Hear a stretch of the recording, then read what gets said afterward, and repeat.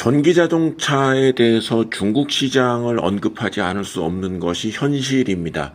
그런데 오늘 그 보도를 보면은 굉장히 그 가볍게 넘길 수 없는 그런 보도가 있었습니다. 바로 우리나라 전기차의 점유율, 아세안 시장에서의 점유율이 중국과 비교했을 때 지난 3년간 그야말로 완전히 뒤집어진 이런 점유율을 보이고 있다라는 얘기였습니다.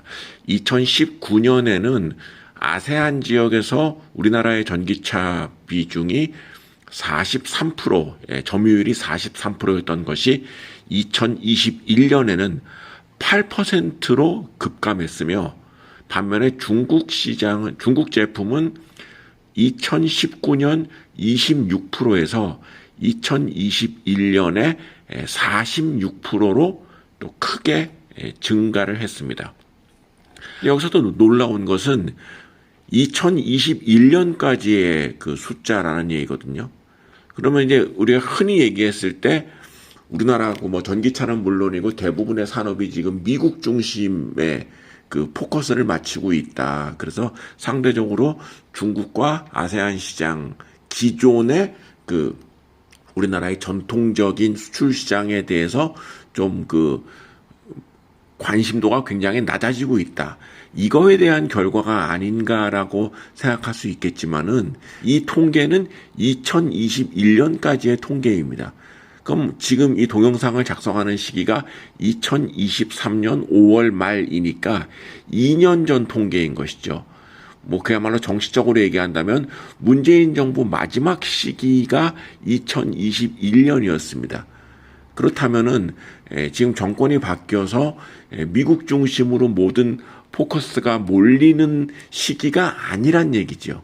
그러면 이 통계가 더 뒤에 나와봐야 알겠지만은 2022년에는 2021년보다 아마도 우리나라와 중국과의 격차가 더 벌어질 수 있다.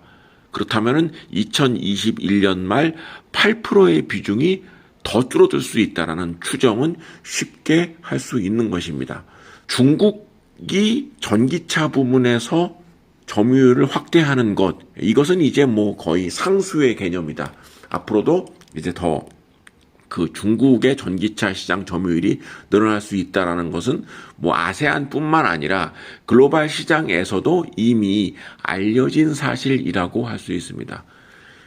전기차의 점유율이 증가하기 위해서는 전기차의 가장 중심적인 역할을 하는 그 전기차 배터리 등 그 제반 부품이 얼마나 저렴하게 조달되느냐의 여부가 관건이라고 할 수 있습니다. 왜냐하면 전기차는 기존의 가솔린 차보다 판매 가격이 높습니다.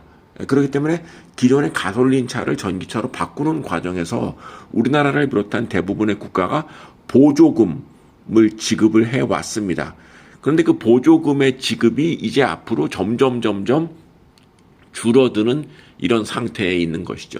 미국의 전기차 시장이 중국의 5분의 1 수준에 불과한 것은 미국은 중국처럼 전기차로 교체하는 데에 대한 보조금이 중국과 비교할 수 없이 뭐 거의 없다시피 한 그런 국가이기 때문에, 그리고 미국은 전통적으로 이 기름값이 싼 나라 아니겠습니까? 그러니까 소비자 입장에서 보면 굳이 전기차로 바꿔야 될 그 매력도가 별로 없는 상황인 것이죠.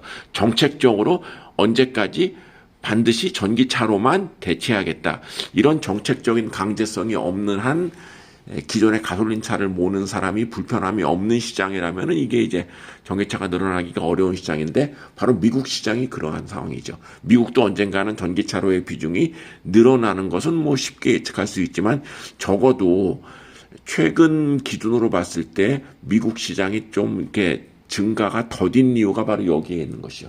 그런데 우리나라는 지금 전기차에 대해서 뭐 미국 시장에 대한 그 비중을 굉장히 늘리려고 하는 것, 이것이 단기적인 좀 미스매칭을 불러올 수 있는 것이고, 꼭 미국 시장이 아니더라도 중국의 전기차가 우리나라 제품보다 가격 경쟁력에서 엄청난 우위를 지니게 되는 것은 바로 이 전기차 배터리의 4대 핵심 소재라고 할 수 있는 양극재, 음극재, 전해액, 분리막 이 부분에서 중국의 그 시장 점유율이 양극재는 58%, 음극재는 무려 86%, 전해액과 분리막도 역시 50%대 중반의 점유율을 가지고 있는 것이죠. 쉬운 원재료 조달을 바탕으로, 그리고 이에 따라서 전기차 배터리 역시 가격 경쟁력을 지니면서 여기에 전기차 제품까지도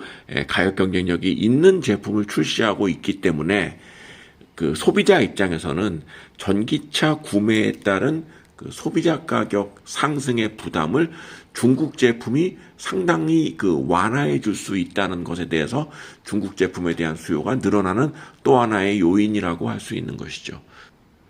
주식 투자의 관점에서 이러한 상황에 가장 적합한 기업은 전기차 및 전기차 배터리를 모두 생산하는 비아디라고 하는 업체를 추천하지 않을 수 없는 것입니다. 비아디는 자체적인 배터리의 생산과 전기차의 생산, 그리고 전기차 배터리는 CATL에 의해서 세계 2위고 그러니까 출하량, 전기차의 출하량은 2023년 들어서 테슬라를 추월한 바 있습니다. 그러면은 전기차에서는 세계 1위의 점유율을 지금 구축하고 있는 것이죠.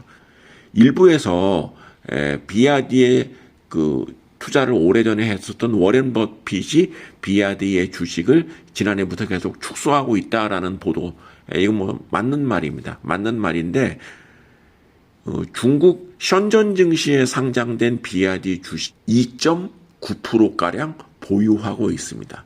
삼성전자는 워렌 버핏의 벅셔 해서웨이처럼 이 비아디의 지분을 매도하지 않고 있다라는 점, 이미 국내에서도 이 비아디의 성장세를 오래전에 인정하고 투자에 임하고 있다라는 얘기입니다.